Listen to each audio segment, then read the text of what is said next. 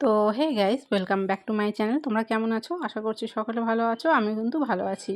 সবেমাত্র দেখো ঘুম থেকে উঠলাম, আর ঘুম থেকে উঠে একদমই ইচ্ছা করছিল না যে কাজ করি। তো বারান্দায় বসেছিলাম আর কি। আর তোমরা বুঝতেই পারছো, দেখো হাই উঠছে। এখনই ঘুম থেকে উঠে সোজা ফোনটা হাতে নিয়ে বারান্দায় বসলাম। এখনও কোনো কাজকর্ম হয়নি, সব পড়ে আছে।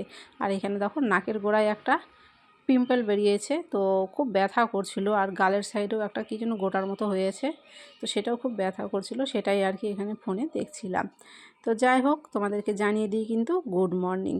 আর এখন কিন্তু উঠে যাব, উঠে গিয়ে ঝটপট করে কাজগুলো করে ফেলবো। সবে তো সকাল হলো, এখনও সারাদিন বাকি। আর সারাদিন বাকি মানে সারাদিনে অনেক কাজ বাকি।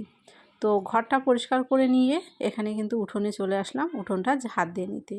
তো আর এখন যেহেতু দেখো খরার সময়, সেই জন্য দেখো উঠোনটা কিন্তু একদম শুকনো খটখটা। না হলে কিন্তু বৃষ্টির সময় হলে দেখবে উঠোনটা বৃষ্টি হয়ে ভিজে একদম কাদা প্যাচপ্যাচা হয়ে যায়, তখন কিন্তু ভালো লাগে না। উঠোনটা ঝাড় দেওয়ার পরে বাইরে কিছু গাছ আছে, দেখো খরার সময় কিন্তু গাছের গোড়াগুলোও একদম শুকনো হয়ে থাকে। তো নিয়ম করে দুবেলা কিন্তু গাছের গোড়াতেও আমাকে জল দিতে হয়, যেহেতু গাছে ফুল ফোটে। আর বাড়িতে দু একটা ফুলের গাছ থাকলে কিন্তু দেখবে সুবিধে হয়, বাড়ির ফুল দিয়ে পুজো হয়ে যায়, কোথাও যেতে হয় না। তারপরে কিন্তু সোজা বসে পড়লাম কলপাড়ে। কলপাড়ে এগুলো হচ্ছে রাতের বাসন, তো রাতে আমি কোনোদিনও বাসন মাজি না, সেই বাসনগুলো রেখে দিই নামিয়ে, সেগুলো সকালবেলা মেজে নিই। আর সকালবেলা দেখো বাসি বাসন কতগুলো পরিমাণে বাসন ছিল। আর প্রতিদিনের হাঁড়ি আমি প্রতিদিন মাজি, মানে রান্না করার কড়াই আর হাঁড়ি প্রতিদিনই মেজে নিই। মানে একদিনে রান্না করে সেই হাঁড়িতে পরের দিন কিন্তু আমি রান্না করি না, সেই জন্য কিন্তু সকালে অনেক বাসন হয়ে যায়। আর এখানে দুটো একটা জামা প্যান্ট ছিল, যাই হোক এগুলো প্রতিদিন পরে, দুদিন একদিন পর পরই আমাকে কেচে দিতে হয়, তো এগুলো একটু কেচে দিলাম। তারপরে কিন্তু স্নান করে পুজো করে চা খাওয়া হয়ে গিয়েছে, সেখানে আমি আর ভিডিও করিনি, সোজা চলে এসেছি রান্নাতে। ঘরে ভাত বসিয়ে দিয়েছি। আর আজকে নিম পাতা ভাজা করব। চৈত্র মাসে কিন্তু আমরা নিম পাতা খাই, নিম পাতা খেতে কিন্তু বেশ ভালোই লাগে। যদিও যখন ছোট ছিলাম তখন নিম পাতা খেতে কিন্তু একদমই পছন্দ করতেন না, তিতার জন্য।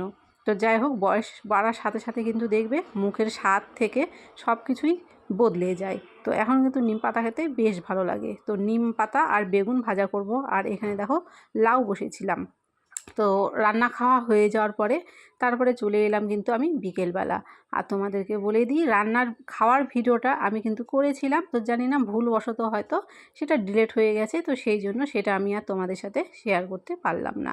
আর এখানে চলে এসেছি জামা কাপড় গোছাতে। দেখো কতগুলো জামা কাপড় আছে, মানে প্রতিদিনের এটা রুটিন, প্রতিদিনই এরকম গাদা গাদা করে জামা কাপড় কাচতে হয়, বের হয়, গোছাতে হয়।